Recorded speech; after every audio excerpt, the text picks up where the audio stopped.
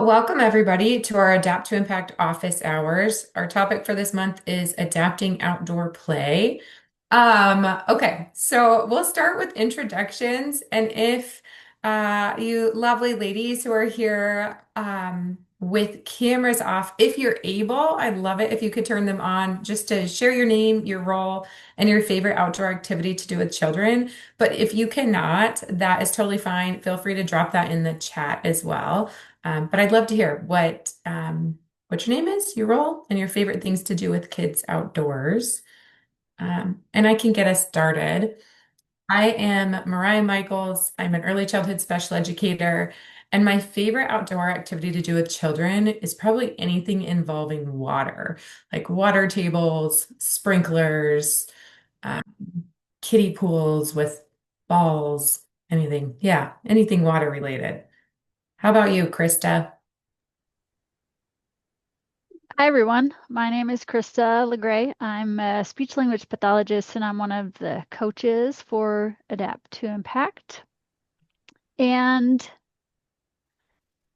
I have so many favorite activities, but for today, I will pick anything involving hula hoops because I find them to be so versatile. They can swing them around their bodies. They can use them as jump ropes. They can put them on the ground to use as markers for different things. So I love the versatility of a hula hoop. Good one. All right. Who's next? Anybody? Eileen? I'm trying to get my video to work. It's been fine all this time, and now today it doesn't want to work. So, welcome to my day. It's okay. That's technology for you. Mhm. So, I'm Aileen Miranda. I am the program assistant for Early Childhood Council, Logan Phillips and Sedgwick. And we do have the kits at our office. So, any of our licensed providers or preschools can check them out from us. I'm the one who checks them out before they go and checks them in when they return. My favorite activity to do outside with children, I am in 100% agreement with you, Mariah. Anything water related, Awesome. Thanks, Eileen. of course. Let's see. How about you, Sandy? Are you available? Oh, I see. You put a message in the chat. That's okay. Um, My camera, for some reason, only shows a black screen even when it's on, so keep it It, off. that's everybody it. is having great technology success today. So Hey, but you're there, so I'm excited. Even if we can't see you, you're there. So how about what is your favorite outdoor activity to do with kids? Anything water related, like others have said, and nature walks. I love taking them on nature. Totally. Yeah. Sandy, well then stay tuned. I'm sending a resource this next week on how to adapt nature walks because it's one of my favorites too. So that's exciting.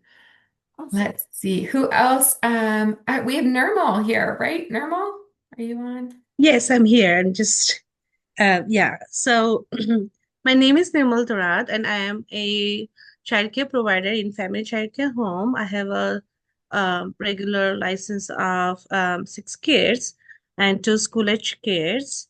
Mhm. And our favorite outdoor activity is to run, go on the walk, then use the dice and then jump, and then we use the hula hoops um, to just use the hula hoops, and then they hop in the hula hoops like in and out.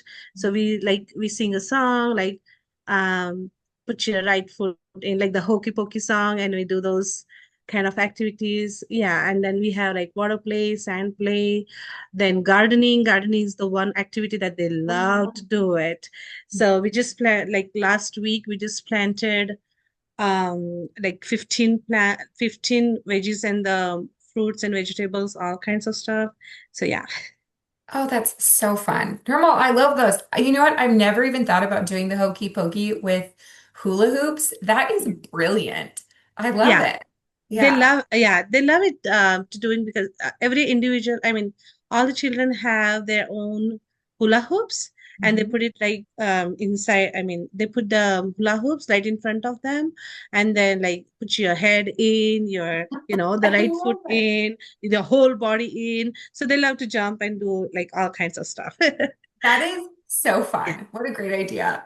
And I saw, is it Lucia, you mentioned mud play as your favorite activity, and that is so fun. My children would 100% be on board for all mud play too. And it looks like we have one more person. Archie, are you available to let us know, introduce yourself and let us know your favorite outdoor activity? Sure, it's like my personal or with the kids. Well, you could share both. Okay, yeah. So my name is Archie. I am a director at Bright Beginnings. So I work with kids, but not too much outside with them. But whenever I'm covering and I go outside, so the picture shows it's the sprinkler. So now it's the summertime. So we do water play every week. So that's the favorite because watching the kids play in the water and the sprinkler, we have the same sprinkler which is in the picture. So it's fun to watch them and have all their sensories getting used up. Yeah. Oh, I love it. I actually had that same sprinkler when I was a kid too, and we jump over it, run through it. It's so fun. hmm Yeah. Yeah, you see those kids. Yeah, it's fun to watch them. So currently, that's our outdoor play, which we do every day. So it's fun. Yeah. Oh, and it gets so hot in Colorado in the summer too. Like the more water, the better. Um, Yes, correct. Yeah, okay. thank I you. love it. Well, thank you guys so much for introducing yourself. Let's see. I'll show you next. Our whole team is not with us today, but when you reach out to the Adapt to Impact team, these are the people on it. We have Maureen, Krista, and Christina are all speech language pathologists, and I'm an early childhood special educator. And then on that second line, you have our loan library and technical support people. We have Mar Gardner, Jackie McBride, and Elijah Camp, and they manage our loan library and do technical support. So if you ever struggle using our website or our loan library, these are the people who will help support you navigating those. Okay. And for those of you who haven't attended in the past, I'll just give you a brief overview about what our project is offering. So we are here to support childcare providers as you serve young children with delays and disabilities. We provide online free professional development, resources and support, as well as access to a loan library of adaptive toys, equipment, and materials. Has anyone borrowed one of our kits from an ECC or checked out anything from our library? Yeah, I have checked it out before. Yeah, it's been months. I mean, this year I haven't checked out anything yet, but yes, in the past I did, and we love those kids. So yeah, So glad. it was Our kids, successful. Whatever we adapt, I mean, what we say, bought it from the loan library. It was Mhm. helpful. Yes, Yeah, I'm I guess so now you should glad. have. Sorry, good. Oh, go ahead. Yeah, now maybe you have more new things added to it, which I would love to go and check your loan library. But yes, in the past, it was very helpful. Oh, great. I'm so glad you Yes, used it. we have a ton more things. Because our projects merged, our loan library now has about 200 things in it that you can borrow. So Good to hear definitely look that. at that. Yes, Yeah. because I did try some sensory and then we did buy those because we did see them helpful with the kids. So we did some changes. Like I still remember the spoon one we had, and then those scissors where the kids don't have much grip to hold it, and those connected ones. So we bought those. So yes, I would love to go again in the loan library and check it out there. Thank you for the update. Oh, I'm so happy to hear that. And we should be adding some more items sometime soon, which is exciting too. So keep checking, yeah, check out our loan library because, and the kits still exist as well. Like we heard a little bit earlier, Aileen mentioned this, that she's managing kits for her ECC. So you can still continue checking those out. And then we have the loan library in addition to that. And Nirmal, you raised your hand too. Did you want to chime in about your loan library use Y- or ECC kits? Yes, so I did so with the adapter Adapt to Impact program, I checked out three different developmental kits. So one was like cognition and behavior, and so my kids, love to play with that. And not only that, I had some fine motor in there, and then some puzzles in there. The most, the most they like is like the children who struggle with getting into like schedule, or they don't want to follow, or like, so I had to tell them like, oh, this is the first, this is the then, so first we do this, then we do this.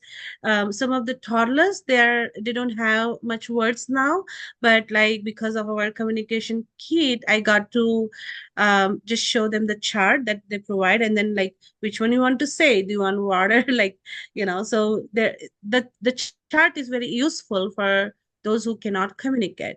So I just posted, like, I made a copy of that chart and posted in my daycare, and then if they want to say something, they run there, and then this one, and like and then I got to know, oh yeah, she wants to say it like that.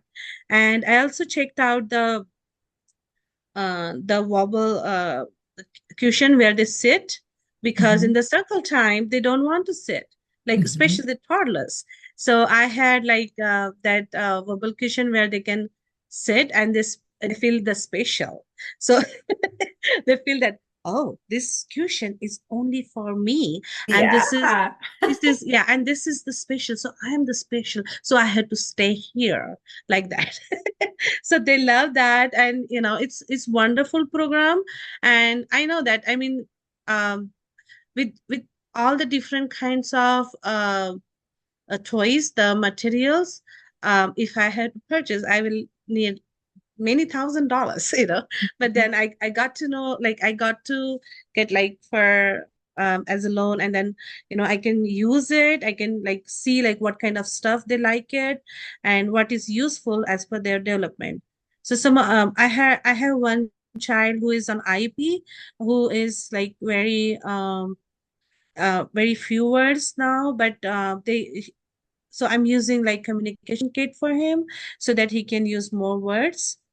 Yeah, and I have seen because like last time when the program name was different, so I used the kit that time also, and I use the kit now also. So I have a continuous, maybe like 1 year or so I'm using the kit. So it's been improvement. It's been like I can tell that he understands now, what is the first, what is the then, and then I'm literally very emotional, so what shall I do, so he has that, we can say, the tools, so that he can use those tools and communicate. So yeah, it's been wonderful. Thank you so much, you guys. Oh, Yeah. I love it. Nirmal, that makes me so happy. And I think about, yeah, you have utilized a lot of our tools, and it's so cool to see kids make progress.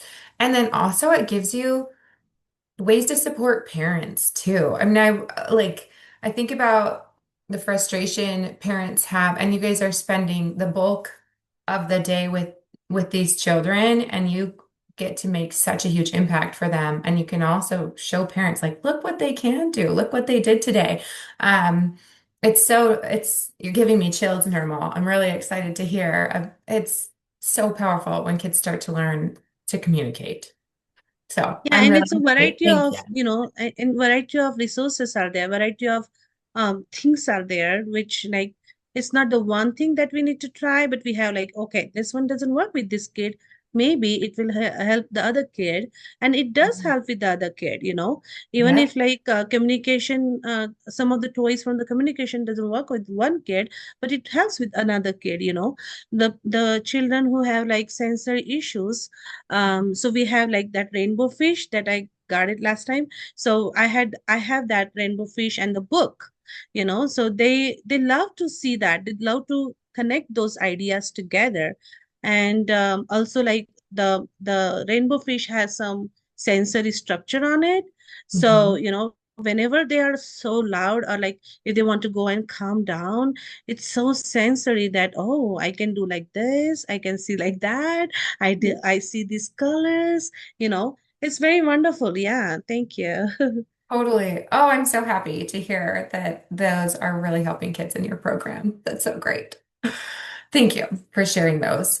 Um, okay, so I guess to jump into outdoor play, Sorry, uh, Mariah. Archie had her hand up. oh, I missed you, Archie. Go ahead, Archie. What would you like to share? Yeah, no worries. Thank you so much. No, I don't have anything to share. Sorry, I had a question regarding the kids. What exactly is inside the kit? Yeah, Krista, do you want to share? You got it? Yeah, that's a great question. Mhm. Let's come back to that at the end and I can show you pictures. Sounds good. Thank Yeah, you. that's a great idea. We'll pull them up and show you. They're really cool, Archie. I'm biased, but I think they're really cool. All right, so we'll jump into why outdoor play matters. It is essential for a child's overall well-being. It provides a foundation for lifelong health, learning, and social skills. The studies have also shown it can decrease anxiety and improve self-regulation. There are a million benefits of outdoor play. Um, However, for some children with delays and disabilities, there are barriers to accessing outdoor play. Some of those are physical accessibility challenges, some are due to sensory sensitivities, and some are due to social and communication difficulties. Um, so, when you think of the kids you work with, what challenges have you faced when playing outdoors with them? Do any of you have any challenges you've seen or noticed?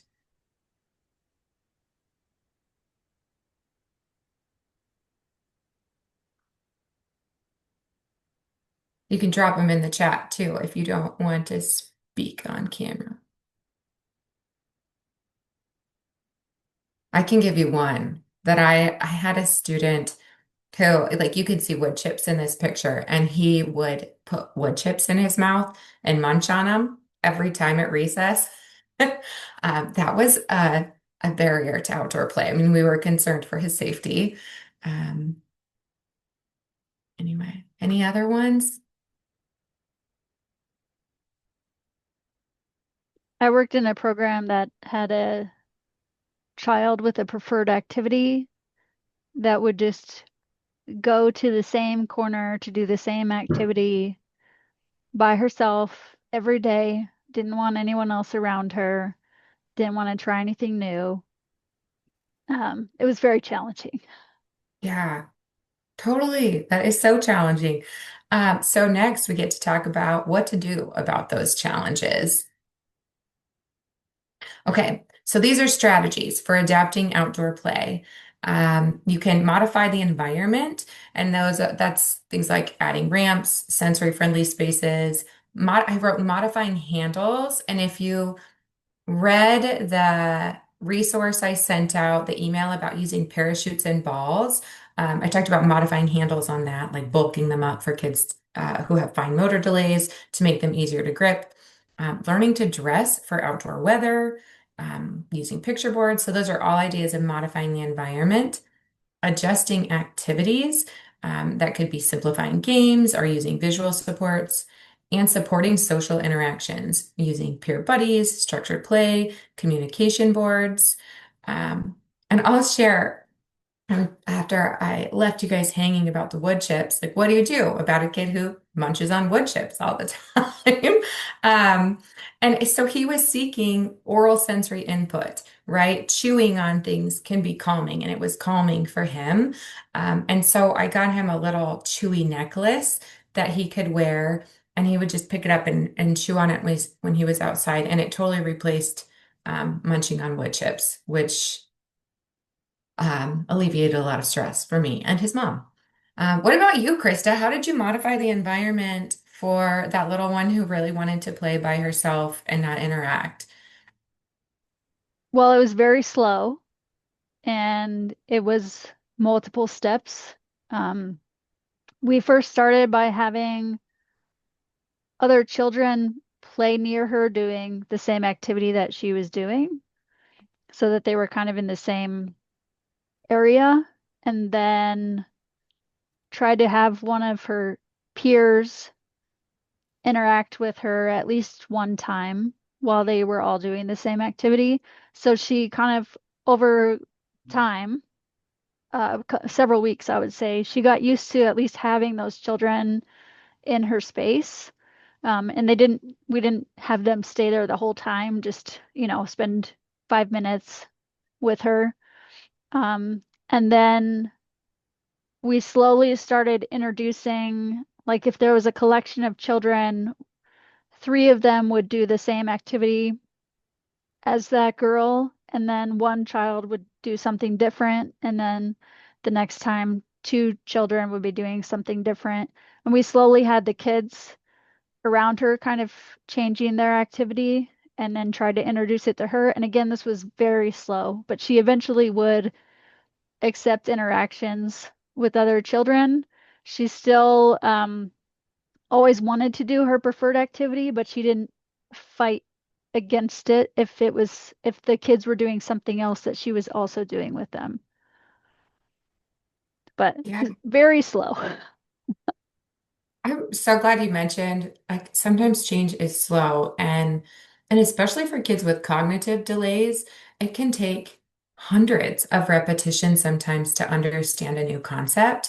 And so I think it's important to remember that when you try something new or you introduce a new tool or strategy, that it might not work the first time and it might not work the first 10 times. But it may start working, may just take extra time.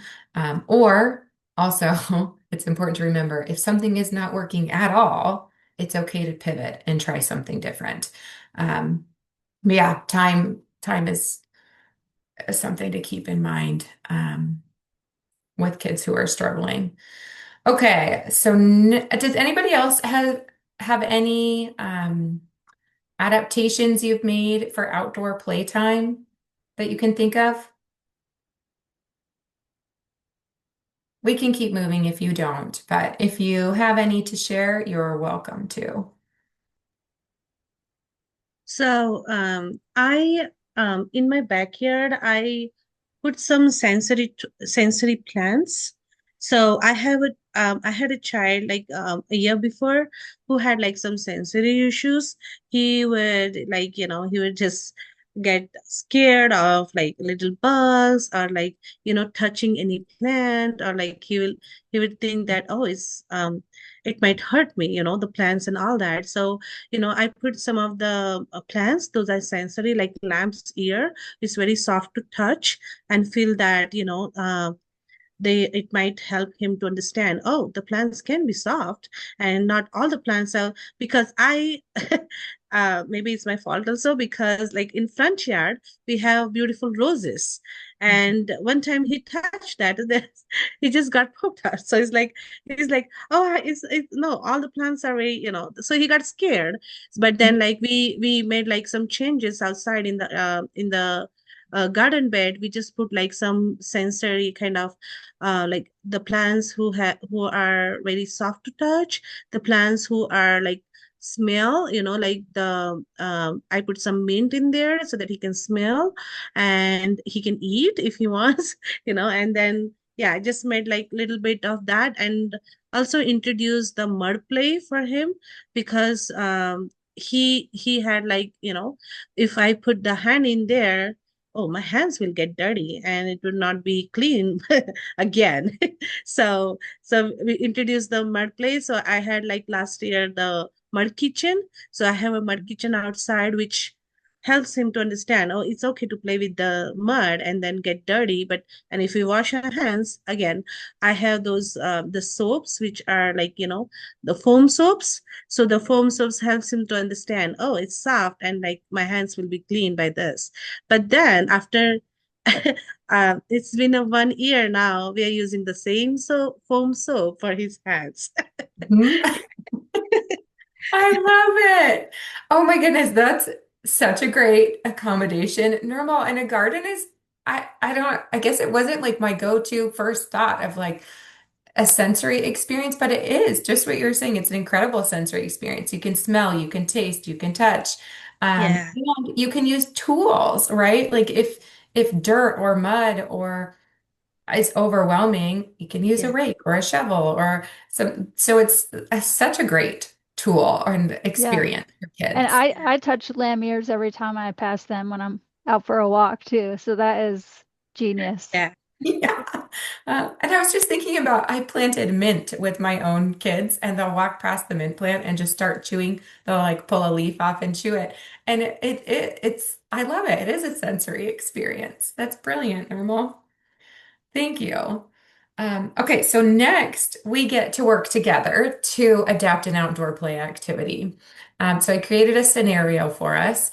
I have the outdoor water table is a favorite activity for several children. Leo is a 2-year-old with low muscle tone who struggles to stand by himself and only has a few words.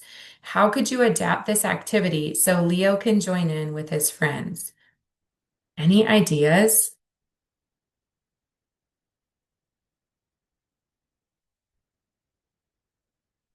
You guys can put them in the chat or shout them out.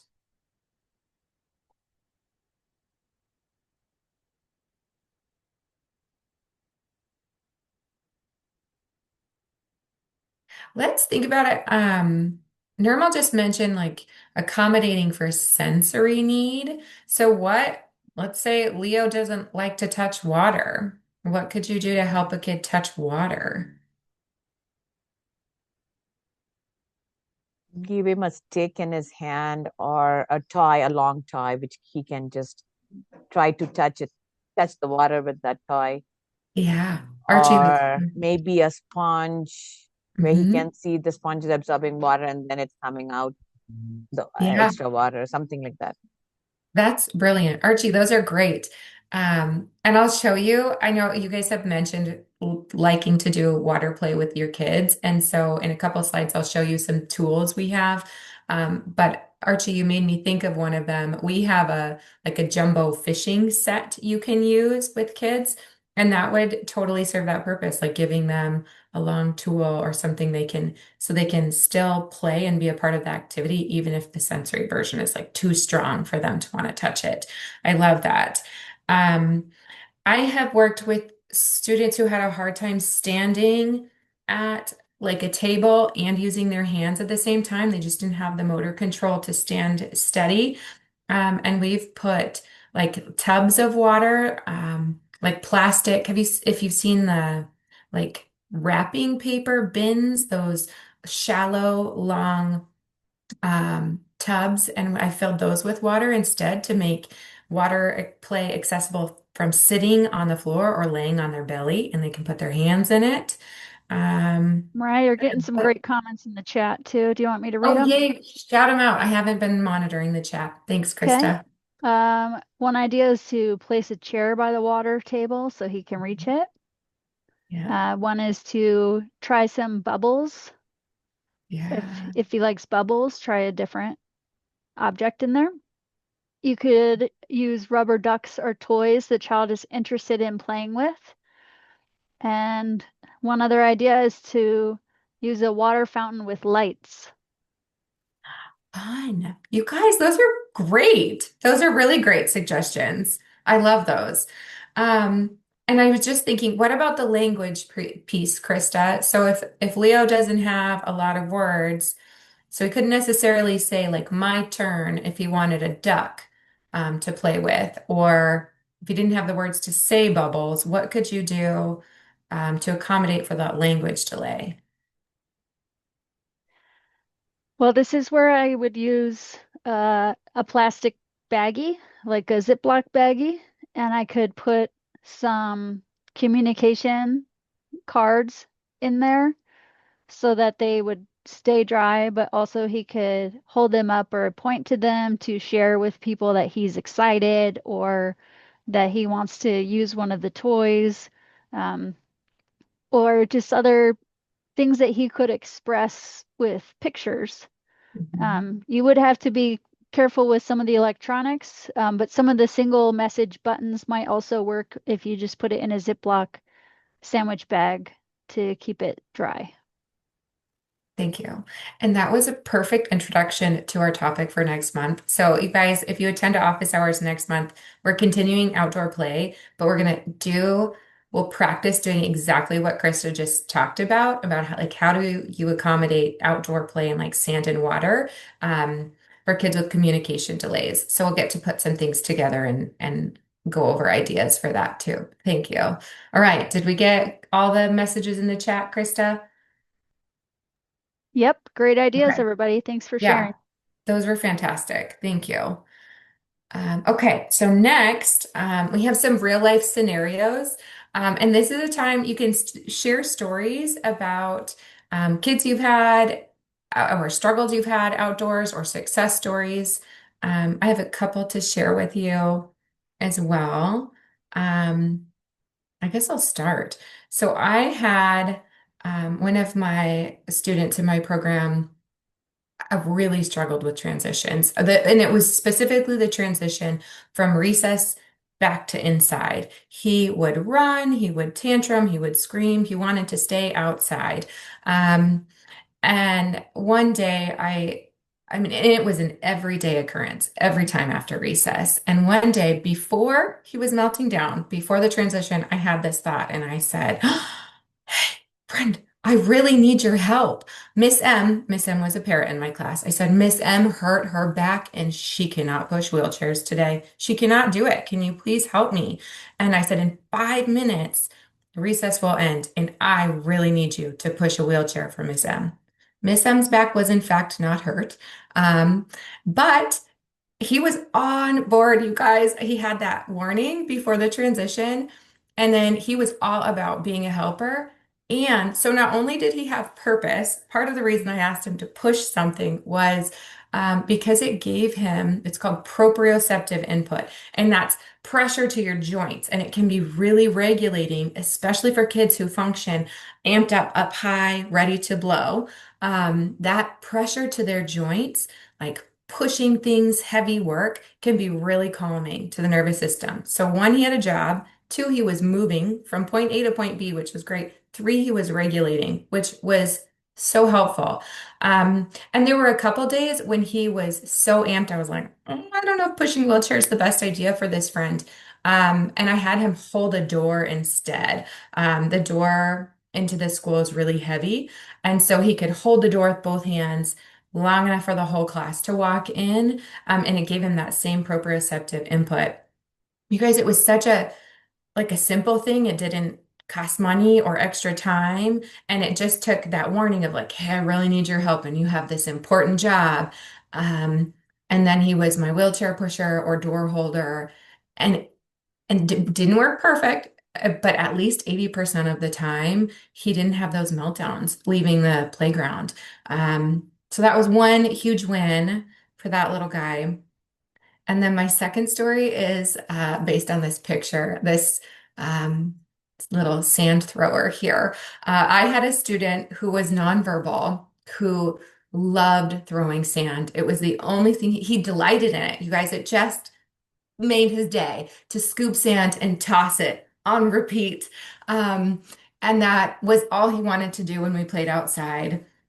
But it was problematic because it made it impossible for other kids to play with him without getting sand in their mouths and their eyes and their hair. And then also he had this like beautiful, tight knit, curly hair, and his mom was so frustrated because she couldn't get the sand out of his hair. And she asked us, she's like, could you please not let him play in the sandbox anymore? I can't handle all this sand in his hair.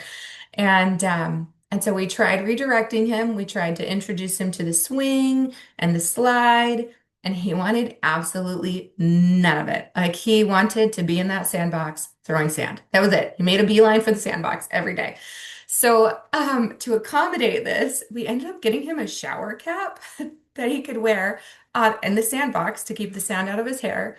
And I bought sand toys that required the use of both hands. So, like buckets and shovels, or those sand sifters that you shake, you scoop, and then you shake with two hands. And we would sit behind him, or one person would sit behind him, and I'd usually have other kids in the sandbox with him. But we would teach him to use one hand to hold the sifter and the other hand to scoop, and um, and just to work on that, like one, keeping both hands busy so he couldn't scoop and throw. But he learned functional play skills, which he really didn't have. That was what he knew how to do, was throw sand. And so he learned to scoop. He learned, he started to talk. We were able to work on language skills, like using the same words repetitively, like scoop, dump, shake, um, and on repeat. And it took, like Krista was saying, some things don't happen overnight, right? And it took him a while. I think it took a few months before we were able to get rid of the shower cap. But he learned to play to actually play in the sandbox. But those are a couple examples I have. Does anybody have any success stories or on the flip side, like struggles where you're like, I have this kid who will not come out of the slide. I don't know. That we could chat about.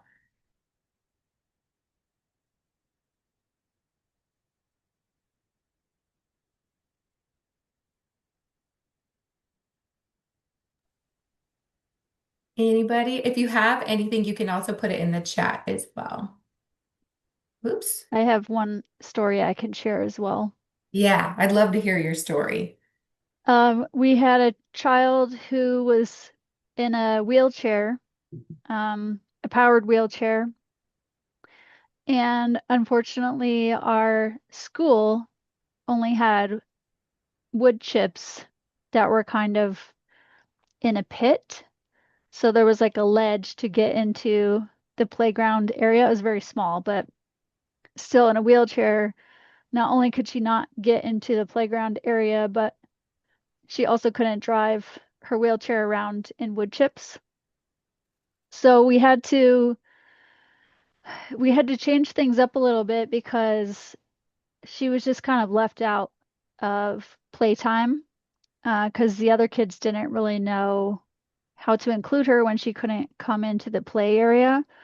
So we ended up moving our activities over into the grass for several days so that we could do a lot of activities over there that she could participate in. We did like relay races, and the kids got so excited when she would be on their team because they thought, like, ooh, we have like this fancy driver on our team. We're definitely going to win. So she became kind of like a hot commodity in that situation, which was really good because then the kids all wanted to play with her.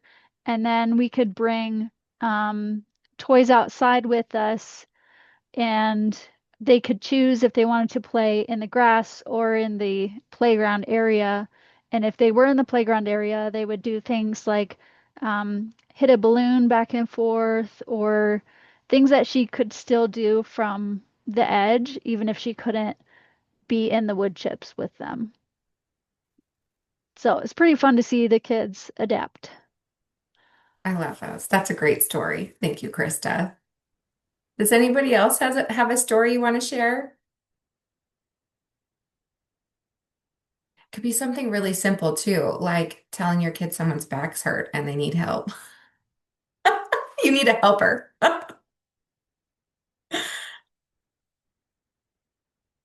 No. Okay, well, we can move on. Next, I was going to share with you our tools in the Loan Library that are really great for outdoor play. We have this Velcro toss and catch. This bubble truck is super cute. It is switch activated. So if you have kids who don't have the coordination to like hold a bubble blower up to blow, this is all they have to do is push a button and they get to participate in bubble blowing, which is fun. And every kid will think it's cool. So then you can work on turn taking and interacting with peers. And then, like Archie, you mentioned using a tool to help kids who don't necessarily like the sensory experience of water. And this giant fishing game is what I had in mind for that. We also have some weighted bean bags that are washable, so you can use them outside, clean them off. Um, the sensory spirals, and we all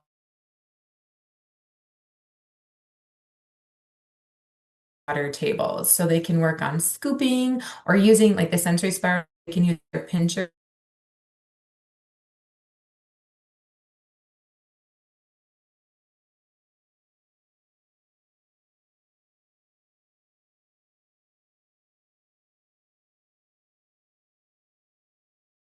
Okay, so this is the home page of our loan library right here. These items, the You outdoor didn't switch play. your screen. Oh, there you go. Oh, okay, it's showing. Good. Okay, so up here, you can find this drop-down menu that says lists, and underneath it, there's an outdoor play one. And all these items I just showed you are on the list right here. And you click request this item if you would like to check any of these out. But these are what those sensory balls and stars look like as well. But those are all on there. All right. And then next, sorry, I'm going to go back to our PowerPoint. Okay. Also, we've mentioned this before, but we have PDIS courses.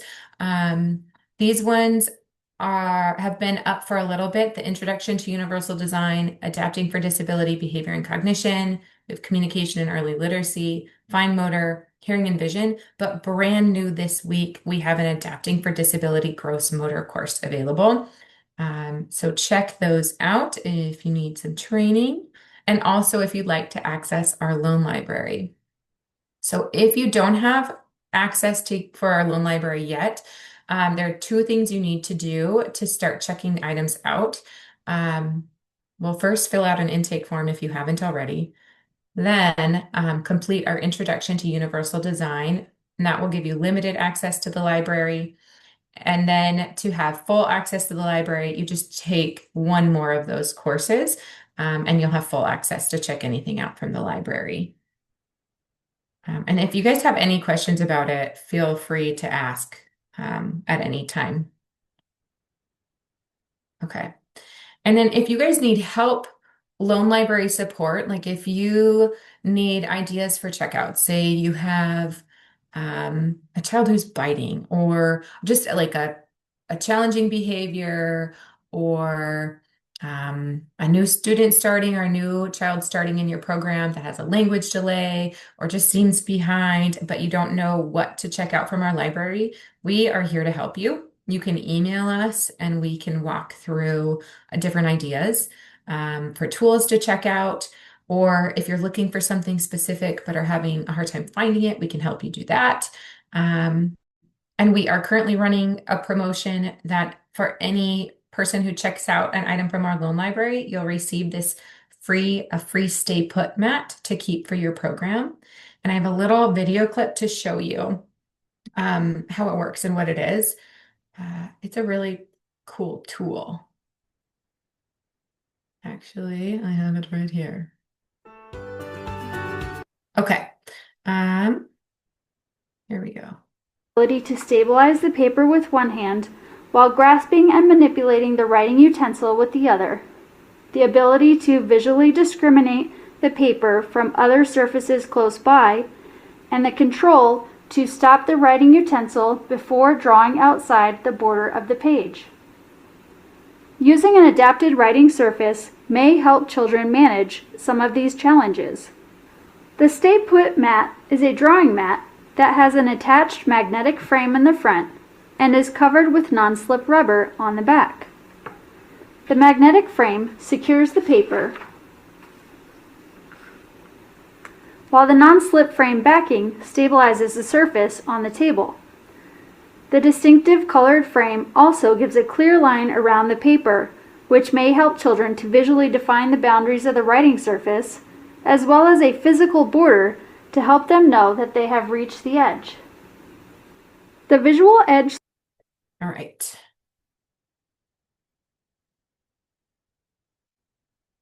Okay, so that's the Stay Put mat. I really like it. You can use it in a lot of different ways and on different surfaces, but you can have one free when you check something out from our library. Here's our contact information if you don't have it already. And then we also have social media accounts. We just launched them this last month. We have a Facebook account with the name Adapt to Impact and an Instagram page at adapt2impact_CIDE. So follow those, and we'll be sharing different resources that we have or new items in our library that come up. Anything else about our social media, Krista? I covered it? Okay. That's it. You got it. Okay. And then also, we have been sharing this in an email, but I wanted to remind you guys we have a Google folder for you. It's this Adapt to Impact Technical Assistance Resources. I can pull it up for you.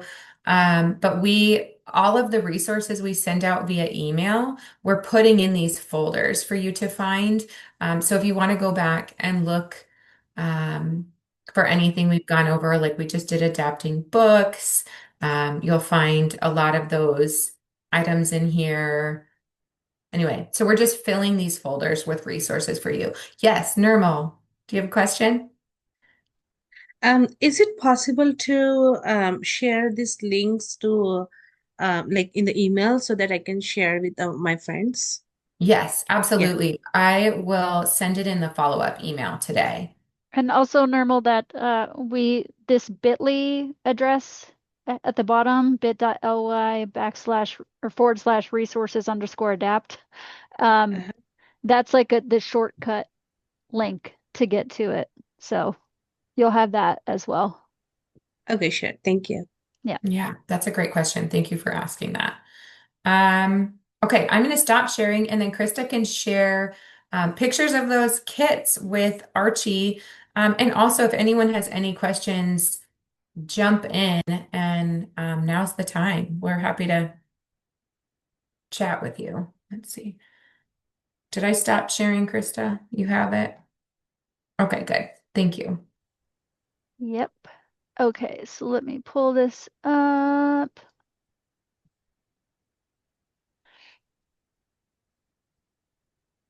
Oh, why is it talking? Can you hear that? Is it talking? No, I Yep. can't hear it. Okay. Okay. So let me tell you what this is. I don't know how to get this to pause. Sorry, guys. Hold on one second. I have to pull up something else.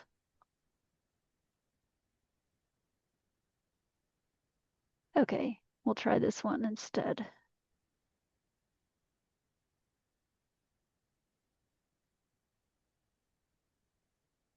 It was not letting me control it. This one.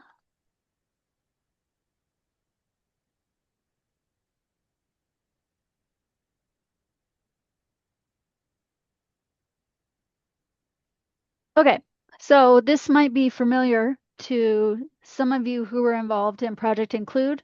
We had these universal design and inclusion kits. Oh, it's scrolling for me as well. Interesting. Fast. But we have 5 of them. These, we no longer have these full ones in our library. Okay, I'm gonna stop now and just talk. The full ones are no longer in our library because we got a lot of feedback that they were very cumbersome and a lot of things in them to get from the library. So we instead just have those full kits out with our early childhood councils or another local community program. So they are available in most communities.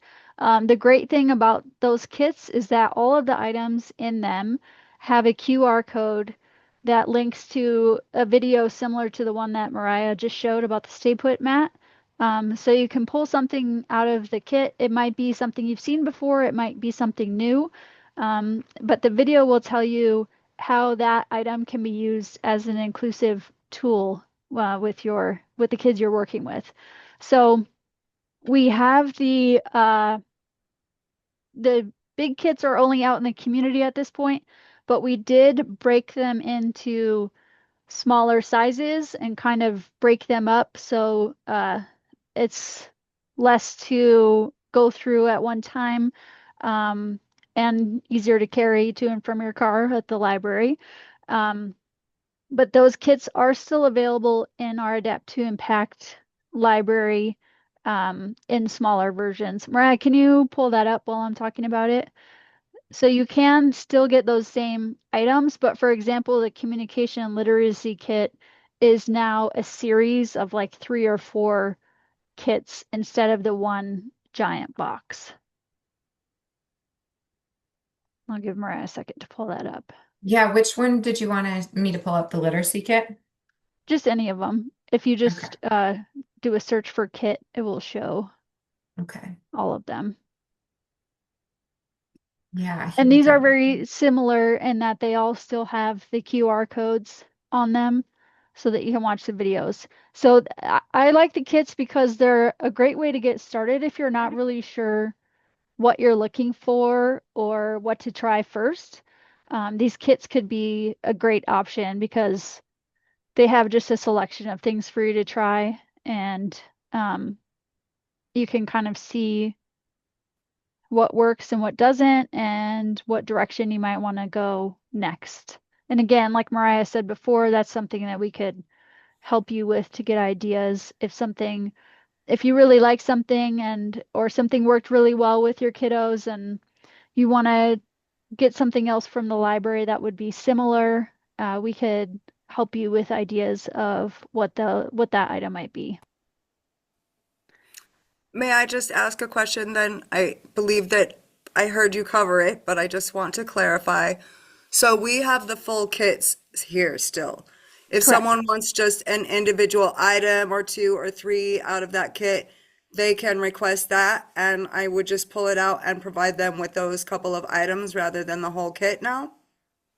Oh, so Mhm. what we were talking about was for our loan library, with the checkouts. We did like we separated things out so that people could request one item at a time through our library. So if they just want one item at a time, it'd probably be best to go through our library because that's more than we could imagine you guys wanting to or having to manage with all the kits in the communities. But yeah, we did, because of the feedback we got, we wanted to have multiple options and ways for people to do it. So you will still have the full kits in the community. Okay, awesome. Thank you for clarifying. Yeah, good question. Thank you. And I just showed you communication literacy kits, different versions of that one, but we have gross motor and fine motor, we have behavior and cognition. There are a lot more to look for. So if you haven't browsed our library, check it out, sidelibrary.com. And we have, like Krista said, over 200 items and kits in there, and more coming.